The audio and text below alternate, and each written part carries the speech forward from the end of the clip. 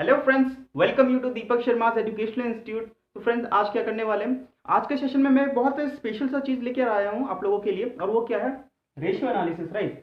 ये मेरा सबसे फेवरेट चैप्टर है फाइनेंशियल मैनेजमेंट के अंदर में, राइट। ये इसलिए मेरा फेवरेट है क्योंकि ये बहुत ही ईजी है, ठीक है। थोड़ा सा दिमाग लगाना पड़ता है, ठीक है। कंसेप्चुअल, अगर जिसका कंसेप्ट क्लियर है इस चैप्टर के अंदर में, वो इसको बड़े आसानी से बहुत ईजी के साथ में सॉल्व कर सकता है क्वेश्चंस को, ठीक है। ये जो चैप्टर है सीएमए, सीए, सीएस, बीकॉम सारे लोग पढ़ते हैं, राइट। तो ये वीडियो पर्टिकुलरली सबके लिए होगा, लेकिन मैं इस पर्टिकुलर वीडियो में क्या करने वाला हूँ, अपने CMA institute, I repeat CMA institute के मैथ के जितने भी क्वेश्चंस हैं मैं यहाँ पे कवर करने वाला हूँ, ठीक है। तो आइए एक एक करके देखते हैं सीएमए इंस्टीट्यूट के मैथ में क्वेश्चन कैसे कैसे हैं। तो देखिए, सबसे पहला क्वेश्चन में जो लेने वाला हूँ, मैं चाहता हूँ कि ये क्वेश्चन का मैं बता दूँ, डिटेल दे दूँ। ये सीएमए इंस्टीट्यूट के मैथ का इलस्ट्रेशन नंबर 6 है in the chapter ratio analysis. Illustration number 6 है, राइट। मैं फिर भी क्वेश्चन को यहाँ पे डिस्कस कर देता हूँ, जिनके पास बुक नहीं है उनके लिए क्वेश्चन डिस्कस कर देता हूँ। आइए देखिए, मैं यहाँ पे इसे रब कर रहा हूँ। फ्रेंड्स, बहुत मजा आने वाला आपको इस चैप्टर में, आई गारंटी यू, ठीक है। बस बने रहे। देखिए, कहता है using the following data prepare the balance sheet. हमें कुछ डेटा दी गई हैं, right, and we got to prepare balance sheet. तो देखिए बैलेंस शीट कैसा बनता है। से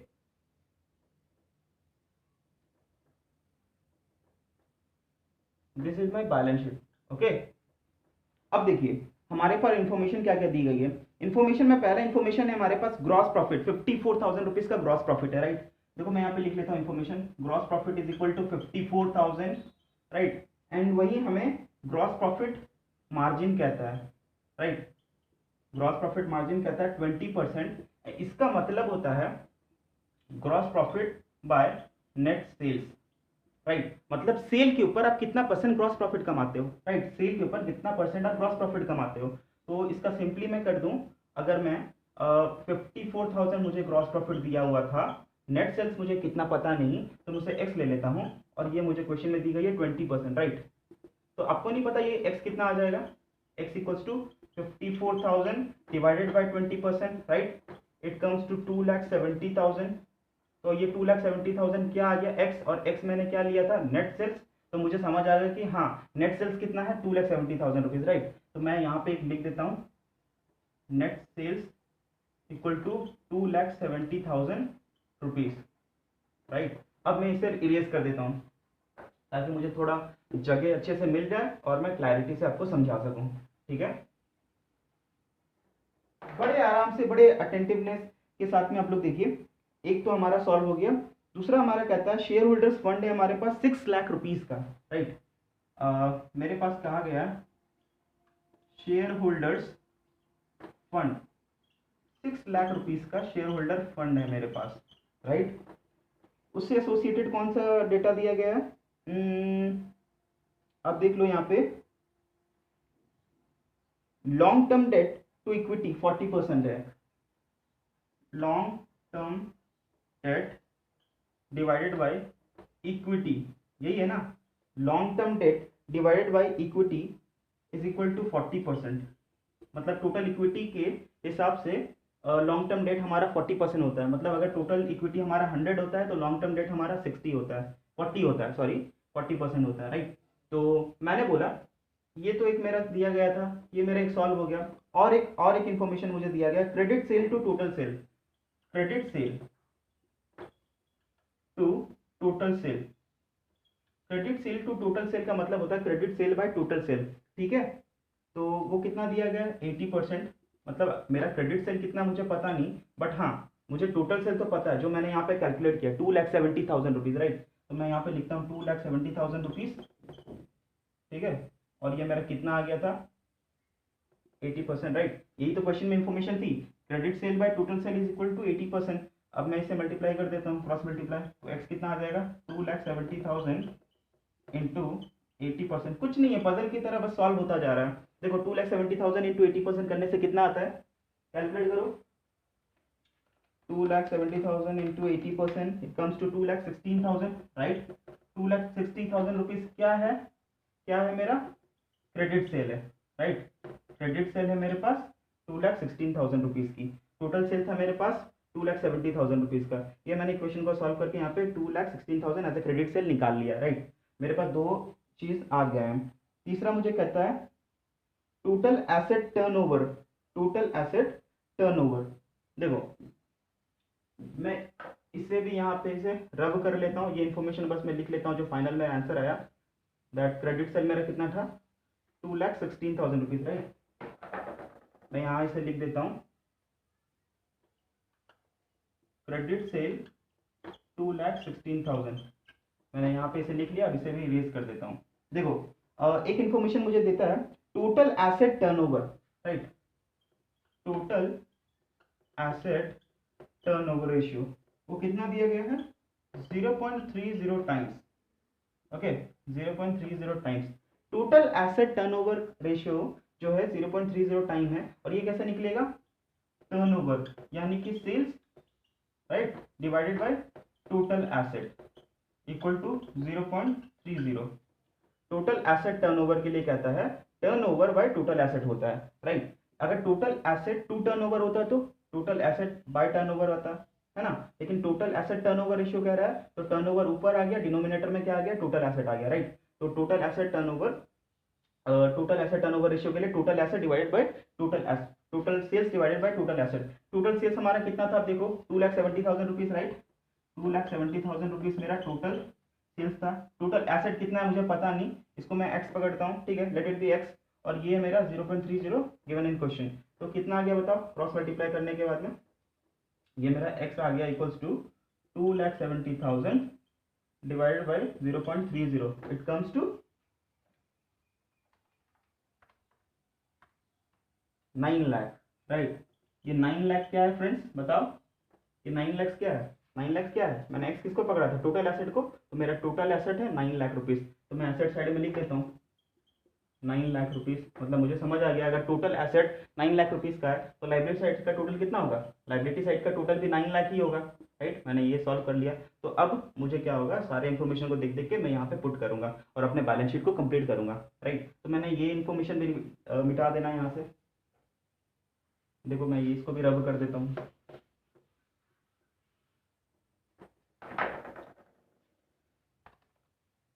बस बस फॉर्मूला लगाना है और आंसर यहाँ पे निकालना है, राइट। देखो इन्वेंट्री टर्नओवर रेशियो एक दिया गया है हमारे पास, ठीक है, इन्वेंट्री टर्नओवर रेशियो दिया गया है। और इन्वेंट्री टर्नओवर रेशियो का फॉर्मूला क्या होता है, बताओ, इन्वेंट्री टर्नओवर रेशियो का फॉर्मूला क्या होता है, अपना आ गया cost of goods sold by average stock, right. Cost of goods sold by average stock. तो मैं बोलता हूँ कॉस्ट ऑफ गुड्स सोल्ड कैसे निकलता है, सेल्स माइनस जीपी कर दूं तो कितना आ जाएगा, कॉस्ट ऑफ गुड्स सोल्ड आ जाएगा। और एवरेज स्टॉक मुझे निकालना पड़ेगा, राइट, एवरेज स्टॉक मुझे निकालना पड़ेगा। और ये कितना दिया गया है, इन्वेंट्री टर्नओवर रेशियो दिया गया है 4 टाइम्स, राइट, 4 टाइम्स दिया गया है मुझे क्वेश्चन में। तो मैंने बोला इन्वेंट्री टर्नओवर रेशियो का फॉर्मूला होता है cost of goods sold by average stock. ये देखो ये भी कॉस्ट प्राइस में है, ये भी कॉस्ट प्राइस में, ठीक है। यहाँ पे मैं सेल नहीं लिख रहा हूँ, यहाँ पे लिख रहा हूँ कॉस्ट ऑफ गुड्स सोल्ड, ये कॉस्ट पे लिख रहा हूँ, इसे भी मैं कॉस्ट पे लिख रहा हूँ, ठीक है। और कॉस्ट ऑफ गुड्स सोल्ड कैसे निकलता है, ट्रेडिंग अकाउंट आप अगर अच्छा विजुअलाइज करो तो कॉस्ट ऑफ गुड्स सोल्ड कैसे निकलता है, आप देखो opening stock plus purchases plus direct expenses minus closing stock, okay, is equal to sale. Sale से माइनस करने के बाद ये सारा आता ग्रॉस प्रॉफिट। तो मैंने क्या किया, पूरा सेल से टोटल का टोटल ग्रॉस प्रॉफिट माइनस कर दिया, तो क्या आ जाएगा मेरा, कॉस्ट ऑफ गुड्स सोल्ड आ जाएगा, राइट। तो कॉस्ट ऑफ गुड्स सोल्ड आ गया मेरा, डिवाइडेड बाय एवरेज स्टॉक करने से 4 टाइम आना चाहिए। तो मैं बोला सेल मेरा टोटल सेल कितना था सर, 2,70,000 रुपीज़, 2,70,000 रुपीज़ मेरा टोटल सेल था। मेरा जीपी कितना था, क्वेश्चन में दिया गया था, आई होप आप देख पा रहे होंगे, 54,000 मेरा जीपी था, राइट। और एवरेज स्टॉक कितना था, एवरेज स्टॉक कितना है सर मुझे पता नहीं, मैं इसे एक्स लेता हूँ, इक्वल टू 4 था, राइट। अगर मैं इसे क्रॉस मल्टीप्लाई करूँ तो क्या आता है, X equal to 2,70,000 minus 54,000, it comes to 2,16,000, right, divide by 4, divide by 4 करने से आ गया ये 54,000। मतलब 54,000 का क्या है मेरा स्टॉक, राइट। तो करंट एसेट कितना है मुझे पता नहीं, ठीक है, लेकिन उसके अंदर में स्टॉक मेरा है 54,000। अब आप मुझे एक बात पूछोगे सर, इस पर्टिकुलर क्वेश्चन में आपने आप डिनोमिनेटर में लिया था एवरेज स्टॉक, राइट, डिनोमिनेटर में आपने लिया था क्या, एवरेज स्टॉक। तो सर एवरेज स्टॉक कैसे निकलता है, opening stock plus closing stock by 2, opening stock plus closing stock by 2। तो एवरेज स्टॉक निकलता है। सर आपने यहाँ पे जो निकाला ये एवरेज स्टॉक निकला, आप यहाँ पे एवरेज स्टॉक कैसे लिख रहे हो सर? आपको तो यहाँ पे क्लोजिंग स्टॉक लिखना चाहिए था।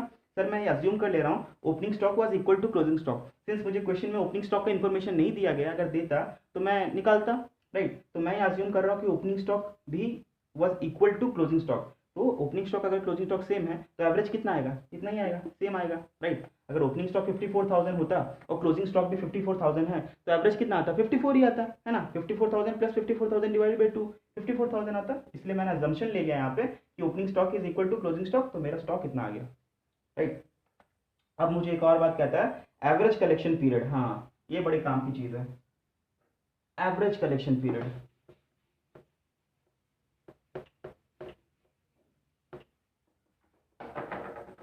देखिए यहाँ लिख रहा हूँ मैं, ठीक है, एवरेज कलेक्शन पीरियड।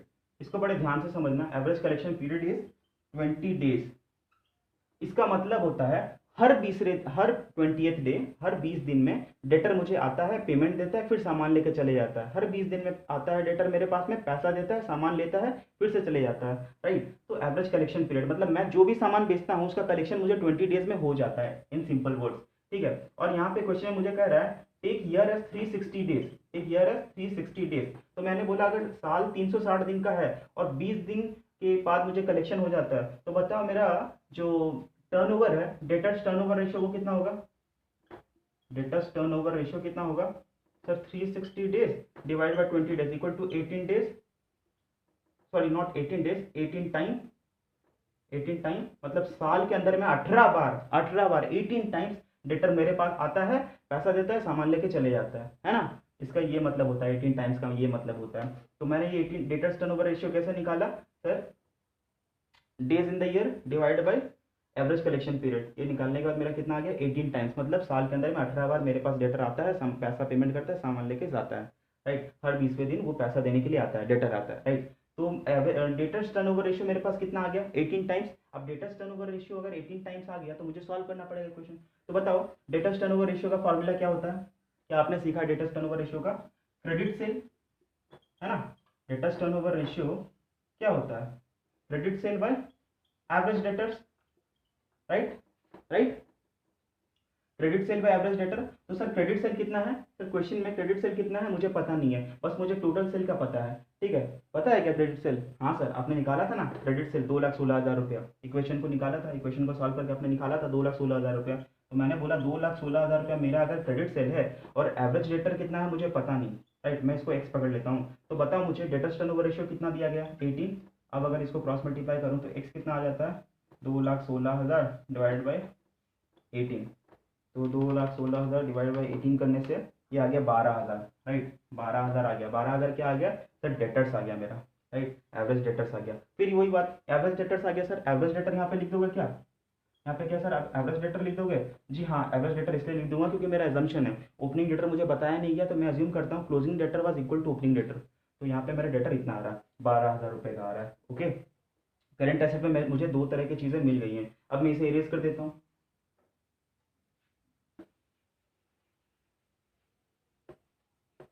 किसी भी तरह का कोई भी डाउट होता है आपको, कोई भी चीज़, कोई ट्रिक एंड ट्रिक समझने में, ठीक है, तो प्लीज़ आप मुझे कमेंट करके पूछ सकते हैं। और वैसे मेरा व्हाट्सएप नंबर आपके पास तो होगा ही, आप मुझे वहाँ पे भी मैसेज कर सकते हो, राइट।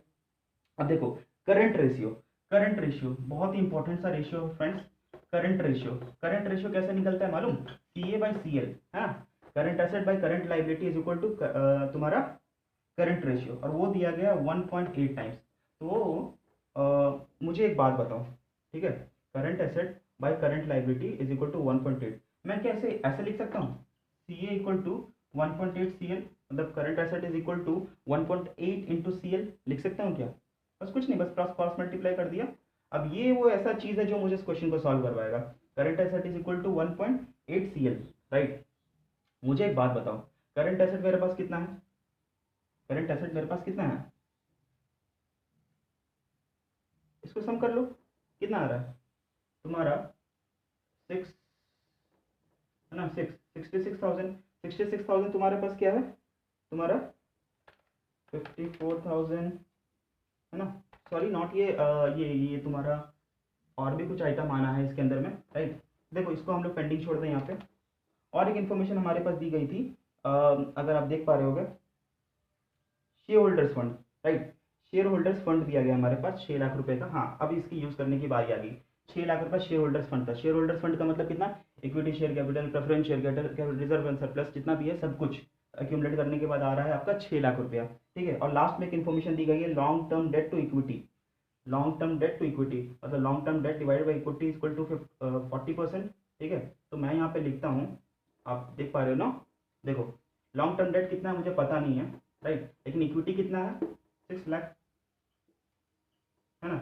और ये कितना बोल रहा है, 40% बोल रहा है, तो एक्स ही निकल जाएगा क्या, 2,40,000 रुपीज़ क्रॉस मल्टीप्लाई करने के बाद 2,40,000 रुपीज़। और ये एक्स क्या था मेरा, एक्स क्या था मेरा यहाँ पे न्यूमरेटर में क्या था, लॉन्ग टर्म डेट, राइट। तो मैं यहाँ पे लिख देता हूँ, लॉन्ग टर्म डेट मेरा कितना आ गया फ्रेंड्स, 2,40,000 रुपीज़, है ना। मेरे पास इक्विटी कितना है टोटल, 6 लाख रुपए। अब मुझे एक बात बताओ, करंट लायबिलिटी नहीं आ जाएगा क्या। अगर 6 लाख रुपए का इक्विटी था, 2,40,000 रुपये का क्या था मेरे पास में, लॉन्ग टर्म डेट था, तो बाकी जो रिमेनिंग होगा ये वो क्या होगा, करंट लायबिलिटी होगा। तो देखो अगर सम कितना आ रहा है, 8,40,000 है, ये क्या है, 9 लाख है। 9 लाख माइनस 8,40,000 कितना आ रहा है, ये 60,000 आ रहा है। मतलब 60,000 मेरा क्या है, करंट लायबिलिटी, राइट। तो मैं यहाँ पे वो पुट कर देता हूँ करंट लायबिलिटी में 1.8 इंटू 60,000, करंट लायबिलिटी की जगह में मैं ये पुट कर दिया। अब देखो करंट एसेट कितना आता है, 60,000 इंटू 1.8, वो कितना आ गया फ्रेंड्स, 1,08,000। करंट एसेट मेरा टोटल कितना है, 1,08,000 है। अब मुझे एक बात बताओ फ्रेंड्स, अगर 1,08,000 का करंट एसेट है, ठीक है, उसमें से अगर 54,000 का मेरा क्या है, स्टॉक, और अगर उसमें से 12,000 का मेरा है डेटर, तो बाकी रिमेनिंग क्या होगा, कैश होगा। ठीक है, या फिर इसको अदर करंट एसेट बोल लो, 42,000 रुपीज़ के, है ना। ये टोटल सम करने से कितना आ रहा, 1,08,000। और आपको ये भी पता है, अगर मेरे टोटल एसेट 9 लाख रुपए का है और उसमें से करंट एसेट 1,08,000 का है, तो बाकी का क्या होगा, फिक्स्ड एसेट होगा। कितना होगा, 7,92,000, राइट। ये हो गया आपका फिक्स्ड एसेट, यही आपका बैलेंसिंग फिगर है। Okay, with this I complete the question. ठीक है, ये आपका बैलेंस शीट कंप्लीट है। ठीक है, दोनों साइड बैलेंस कर आप देख सकते हो, सारा फिगर जो हमारे पास मांगा गया था क्वेश्चन में सब कुछ हम लोगों ने कंप्लीट करके दे दिया। तो ये क्वेश्चन ऐसे सॉल्व होगा, राइट। आगे के क्वेश्चन के लिए देखते हैं कैसे सॉल्व होगा, इस क्वेश्चन को आप नोट डाउन कर लो।